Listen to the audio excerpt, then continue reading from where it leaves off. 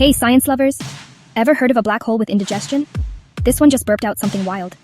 Meet SDSSJ 1354 plus 1327, a supermassive black hole with a seriously dramatic appetite.